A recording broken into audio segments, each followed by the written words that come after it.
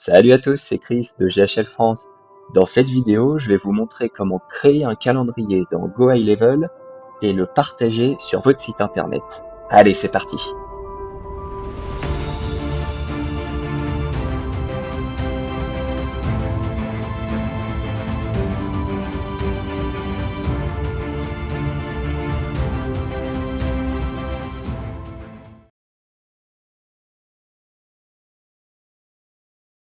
Allez, on est à l'accueil de GHL, donc ceux qui reconnaissent pas le design, je vous invite à cliquer sur la vidéo personnalisation de GHL. Donc là, pour les calendriers. Donc quand vous démarrez, vous n'avez aucun calendrier disponible. Donc là, l'idée, c'est de venir intégrer vos calendriers Outlook ou Gmail dans GHL. Donc pour ça, il faut aller dans les intégrations. Donc réglages, intégration, et là, il faut connecter votre compte Google. Voilà, on voit notre compte qui est bien connecté, ça marche. Alors on retourne dans calendrier, et là, dans connexion, normalement, il va vous trouver votre calendrier. Donc là, s'il vient pas par défaut, cliquez dessus, venez choisir le bon, votre calendrier principal. Donc il existe trois différents types de calendriers aujourd'hui dans GHL. Round Robin Booking, donc c'est le calendrier de groupe. Unassigned Booking, c'est les calendriers personnels. Et Class Booking, les calendriers collectifs. Donc celui-là, je ne l'ai pas encore essayé. Il vient de sortir. C'est vraiment pour organiser des webinars ou des cours à distance où vous allez recevoir plusieurs participants. Donc on va commencer par le calendrier de groupe. Donc le calendrier de groupe ou le calendrier d'équipe, en fait, c'est hyper pratique quand vous avez plusieurs commerciaux. Donc vous allez connecter les calendriers de chaque commercial et les regrouper au sein d'un seul. Donc c'est vraiment bien, comme ça sur votre site internet, vous pouvez partager un calendrier et les plages horaires seront celles où au moins un est disponible. Donc là, allez, on va mettre Chris Test. OK, on va choisir donc la priorisation. Donc là, c'est pour la répartition des calendriers. Donc si je me mets en haute priorité et que je vais mettre notre ami Testy en priorité moyenne, si on est tous les deux disponibles au même créneau horaire, c'est moi qui aura le rendez-vous. Donc là, on peut personnaliser le lieu de rendez-vous. Donc si vous avez intégré Google, vous aurez accès à Google Meet et le lien sera généré automatiquement. Si vous avez Zoom aussi, vous pouvez tout à fait connecter Zoom, vous voyez, hop, et vous essayerez de connecter à votre Zoom pour l'intégrer automatiquement. Allez, on donne un nom à notre calendrier.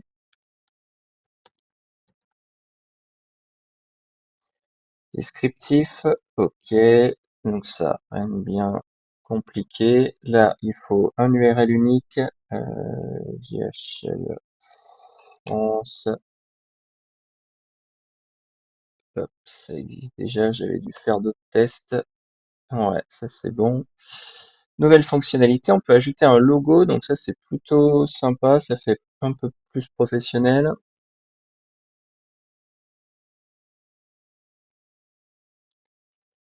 Et le titre du rendez-vous, donc là c'est une variable.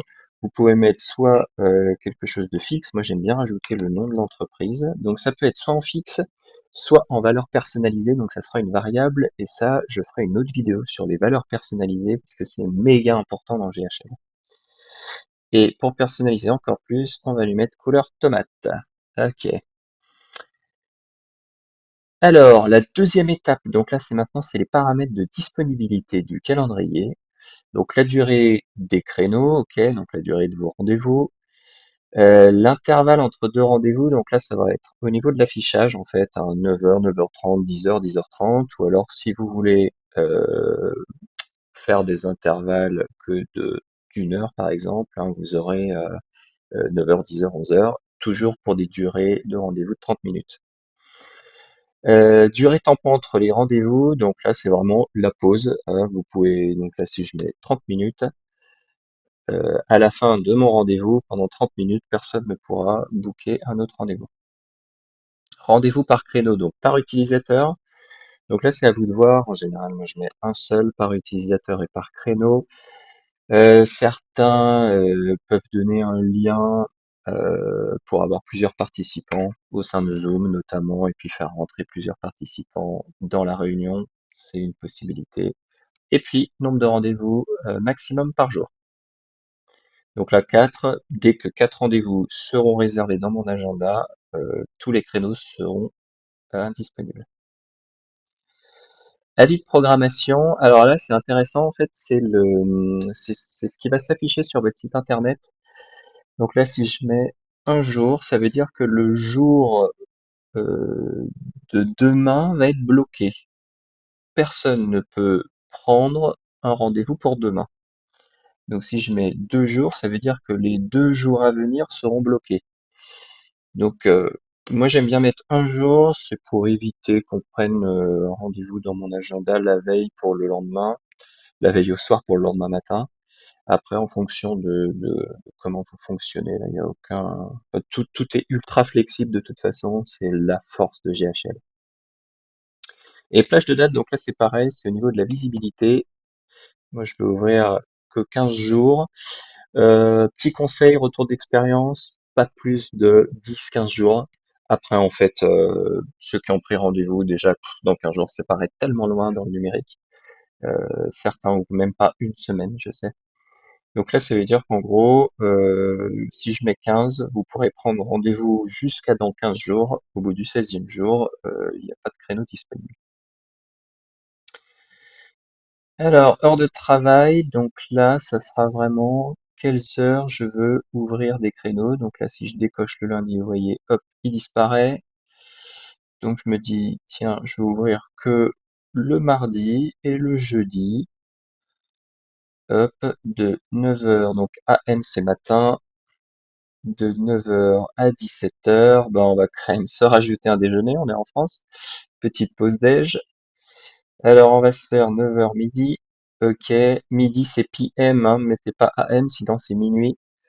Attention, petite subtilité. Ok. Et de 14 heures à 17 heures, et je vais l'appliquer aussi au jeudi. Voilà, parfait. Donc là, rendez-vous récurrent, il va pas être disponible, hein, c'est uniquement pour les calendriers personnels. Ensuite, troisième étape, on confirme. Donc là, soit vous laissez le formulaire par défaut, donc c'est-à-dire vous aurez lors de la confirmation du rendez-vous, vous demandez un prénom, un nom, un email, un numéro de téléphone. Vous pouvez rajouter un formulaire personnalisé. Moi qui travaille beaucoup dans la climatisation notamment, on va demander quel type de chauffage ils ont actuellement, quelle est la superficie de leur maison, on va demander voilà, des choses un petit peu plus précises sur leur projet. Notification, je vous conseille de laisser décocher toute cette partie. C'est vraiment pour vous, pour envoyer des notifications. Euh, Ma recommandation, c'est de les gérer directement dans les workflows, dans les scénarios. Ça vous aurez une bien meilleure flexibilité. Alors, laisser le calendrier confirme automatiquement oui, et on va autoriser Google à envoyer des invitations. Ensuite, la reprogrammation et l'annulation. Donc là, vous voyez, en fait, il y a des liens qui sont intégrés automatiquement. Alors là, ce sont des variables avec des liens. Vous n'aurez pas besoin de toucher, hein. Le lien, il va être généré automatiquement par le système. Donc là, vous pouvez le désactiver si vous le souhaitez. Voilà. Bon, il pourra toujours aller dans son calendrier et puis annuler le rendez-vous, votre prospect, ou ne même pas ou faire un no-show, à ne pas se présenter. Donc à la limite, je vous conseillerais plutôt de laisser ça activé. Allez, email. Donc là, attention, ça sera son téléphone et son email, puisque ça va apparaître également dans votre calendrier. Donc là, vous pouvez mettre aussi vos coordonnées. Donc pareil, soit en fixe, soit en valeur personnalisée, pour que ça soit dynamique. Si vous avez un Facebook Pixel, c'est ici. Vous pouvez le rajouter. Ça vous permet de rajouter du tracking. Code personnalisé, je vous montrerai juste après, notamment c'est pour la traduction de tout le calendrier, parce qu'aujourd'hui la traduction n'est pas disponible en français, ça va arriver bientôt dans quelques mois, on est là, on est en avril 2023, ça va arriver normalement d'ici cet été, hein. Un message de remerciement.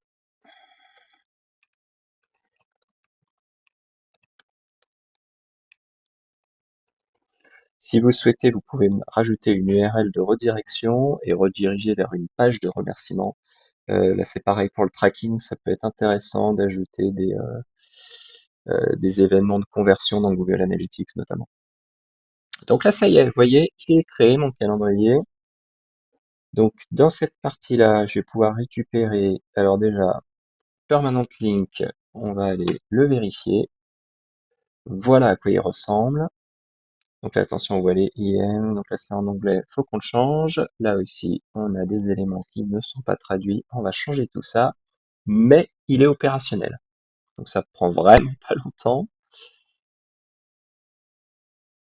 Et donc pour l'intégrer à votre site internet, copy embed code, vous avez un petit code HTML que vous pouvez intégrer directement dans WordPress, dans Elementor ou quel que soit le builder que vous utilisez.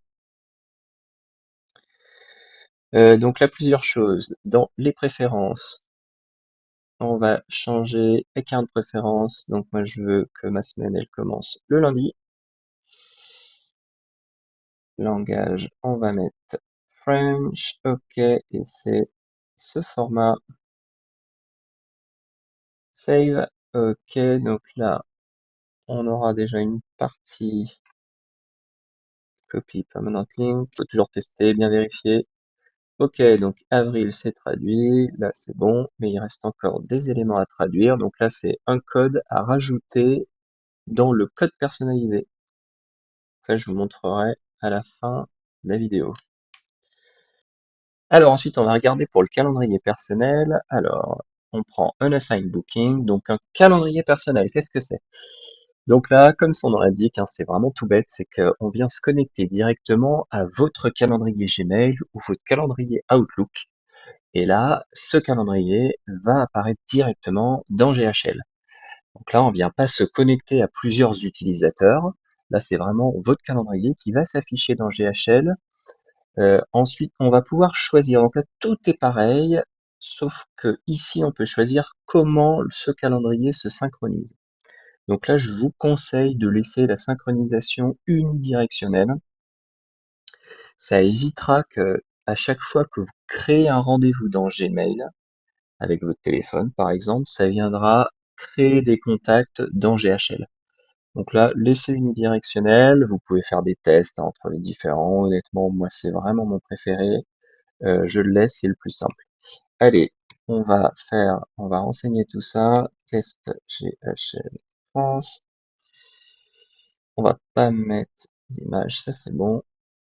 Là, vous voyez, c'est exactement la même chose, donc on va pas couvrir tout ça. En revanche, une différence, la subtilité, c'est les rendez-vous récurrents qui sont maintenant disponibles sur les calendriers personnels. Donc, rendez-vous récurrent, c'est vraiment votre visiteur, il prend un rendez-vous et vous dites que ce créneau, ça sera le rendez-vous une fois par semaine pour les 5 prochaines semaines. Parfait pour un cours d'anglais, par exemple, vous donnez un cours de français tous les lundis matins de 9h à 10h. Vous ouvrez donc une heure, là, vos créneaux, hop, vous mettrez une heure, et ça sera donc répété sur les 5 semaines suivantes. Qu'est-ce qui se passe si vous n'êtes pas disponible dans une ou deux semaines un lundi matin? Donc là, le système vous laisse choisir, soit vous sautez les créneaux indisponibles, soit vous passez au suivant, soit vous continuez et vous tenez pas compte de votre indisponibilité. Donc là, je n'ai pas encore testé ces différentes fonctions. Je vous laisserai tester absolument avant de lancer ça sur votre site internet. OK, enregistrer et continuer. Ici, vous voyez, c'est exactement la même chose que pour le calendrier d'équipe. Alors, une chose à voir maintenant, c'est le code pour la traduction du calendrier. Donc, ce que je vous avais promis, c'est dans confirmation et ici, il y a un code personnalisé à copier. Donc, ce code, je le fournis moi automatiquement à tous mes affiliés. Donc, si vous n'êtes pas encore sur GHL, je vous conseille d'aller suivre le lien d'affiliation qui est en dessous. vous aurez 30 jours d'essai pour GHL et ce code. Pour ceux qui ont déjà GHL, vous m'envoyez un email sur chris@ghlfrance.com et je vous enverrai le code gratuitement, il n'y a aucun problème.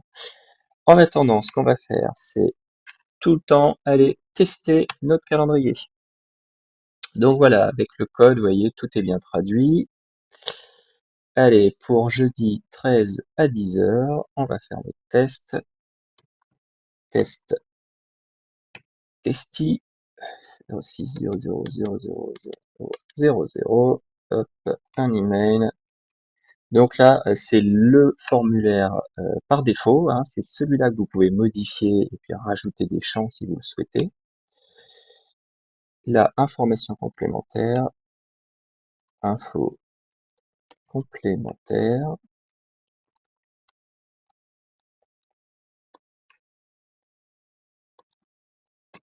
les calendriers GHL validés. Donc là, c'est vraiment typiquement ce qui va se passer pour vos visiteurs, hein. Ils vont pouvoir renseigner leurs informations, ils vont valider. Ah, là, ça mouline. Normalement, c'est vraiment immédiat. Voilà, ils arrivent sur cet écran. Donc, ils ont votre message de remerciement ici, le lieu du rendez-vous avec le lien Google Meet. Et on va aller regarder tout de suite dans notre calendrier. Voilà, dans mon calendrier, à 10 heures jeudi, je le vois testi. Donc là, je vais pouvoir créer des automatisations, hein. Donc c'est sur les scénarios, les workflows à créer. Qu'est-ce qui se passe quand un rendez-vous est pris dans mon calendrier? C'est toute la puissance de GHL, la partie automatisation. Donc là, voilà mon rendez-vous. Si je veux, donc là, un contact a été créé. On peut l'ouvrir pour voir est-ce qu'il m'a bien été attribué. Voilà, il m'a bien été attribué. J'ai toutes ces informations, son numéro de téléphone, son email, etc., etc. Je sais d'où il vient. Et si je reviens sur mon calendrier ici, donc je peux éditer ce rendez-vous, donc c'est-à-dire le modifier. Je peux rajouter des notes. Je peux modifier l'heure. Ou je peux tout simplement le supprimer en cliquant sur Delete. Et voilà, vous savez tout sur les calendriers GHL. Si vous avez la moindre question, vous pouvez la poster dans les commentaires en dessous de cette vidéo. Et sinon, je vous dis à bientôt sur GHL France. Ciao!